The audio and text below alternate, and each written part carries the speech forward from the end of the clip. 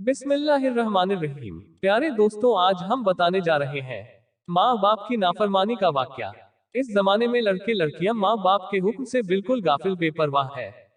उनकी ताजीम, अदब, खिदमत और फरमाबरदारी से मुंह मोड़े हुए हैं। बल्कि कुछ तो इतने बदनसीब हो गए हैं कि माँ बाप को बुरी तरह तकलीफ पहुंचा रहे हैं।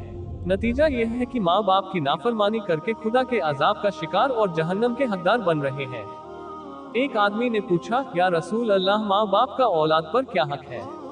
औलाद को माँ बाप के साथ कैसा बर्ताव करना चाहिए? आपने फरमाया, वह दोनों तुम्हारी जन्नत और दोजख है। उन्हें खुश रखने में जन्नत और नाराज रखने में जहन्नम मिलेगी।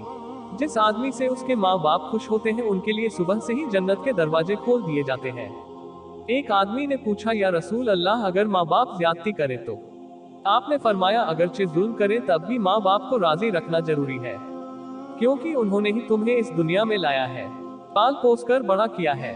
दारमी शरीफ की हदीस है, किसी के साथ भलाई करके एहसान जताने वाले, माँ बाप की बात ना मानने वाले और हमेशा शराब पीने वाले जन्नत में नहीं जा सकते।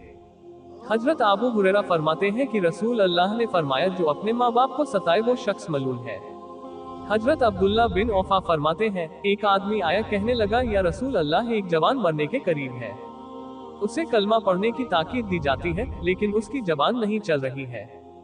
आपने पूछा, क्या वह पहले कलमा पढ़ता था? आदमी बोला, हाँ पढ़ता था। आपने फरमाया, जब जिंदगी में पढ़ता था तो मौत के बाद कौन रोक रहा है? इतना कहते ही आप उसके घर की तरफ चल पड़े। सहाबा भी साथ हो लिए। वहां पहुंचकर आपने मरने वाले जवान से फरमाया, पढ़ो ला इलाहा इल्लल्लाह। जवान बोला, सरकार जबान नहीं चल रही। आपने पूछा, तुम्हारी माँ है? वह बोला, हाँ है।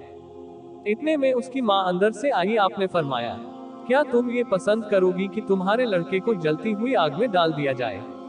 माँ बोली, नहीं, मुझे ये गवारा नहीं कि मेरा बेटा आग में जलाया जाए। आपने फरमाया, तेरा बेटा नाफरमान, तू इससे नाराज है। तेरी नाराजगी की वजह से इसे मौत के वक्त कलमा पढ़ने की तौफीक नहीं मिल रही है।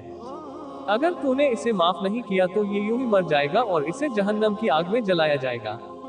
क्या तुझे मंजूर है? माँ की ममता को जोश आया। वह बोली, मैंने इसकी खताएं माफ की, इतना कहना था कि लड़का कलमा शरीफ पढ़ने लग गया। मुसलमानों, इस हदीस से पता चलता है कि अगर हमारे माँ बाप हमसे नाराज है तो हमारी सारी इबादत बेकार होगी और मरते वक्त कलमा पढ़ने की तौफीक भी नहीं मिलेगी। एक वाकया और सुनिए, ताकि अच्छी तरह मालूम हो जाए कि माँ बाप की नाफरमानी करके कितना बड़ा गुनाह और अजाब मोल ले रहे हो। असबहानी कहते हैं कि मैं एक जगह मेहमान था। मेहमान के घर पास ही कब्रिस्तान था। असरे के बाद मैंने देखा कि एक कब्र फटी, उसमें से एक आदमी निकला जिसका सर तो गधे का और बदन आदमी जैसा था। वह 3 बार गधे की तरह जोर जोर से चिल्लाया और वापस कब्र के अंदर चला गया। मैंने लोगों से उसके बारे में पूछा तो बताया कि वह एक शराबी था। उसकी माँ उसे मना करती, उसे डांटती, लेकिन वह मानता ही नहीं था, बल्कि उल्टा उसको बुरा भला कह देता। एक दिन उसकी माँ जब उसे मना करने लगी तो उसने उसकी माँ को कहा, खामोश रहो, क्या गधे की तरह चिल्लाती हो? माँ बेचारी खामोश हो गई। खैर, एक दिन वह असर के वक्त मर गया और दफना दिया गया। उसी दिन से हर रोज असर के वक्त ये कब्र फटती है और वह निकलता है और गधे की तरह चिल्ला कर चला जाता है। ये नतीजा है उसके उस जवाब का जो उसने उसकी माँ को दिया था। मेरे प्यारे भाइयों, तो पता चला कि माँ बाप की नाफरमानी और शराब पीने वालों को बुरी तरह अंजाम दिया जाएगा। जो लोग किसी वजह से अपने माँ बाप को तकलीफ पहुंचा रहे हैं, उन्हें सोचना चाहिए कि उनका क्या होगा। और माँ बाप अगर नाराज हैं तो उन्हें कोई नहीं बचा सकता। माँ बाप अगर नाराज हैं तो अल्लाह रसूल भी नाराज, और जिससे अल्लाह रसूल नाराज उसको तबाही और अजाब से कोई नहीं बचा सकता।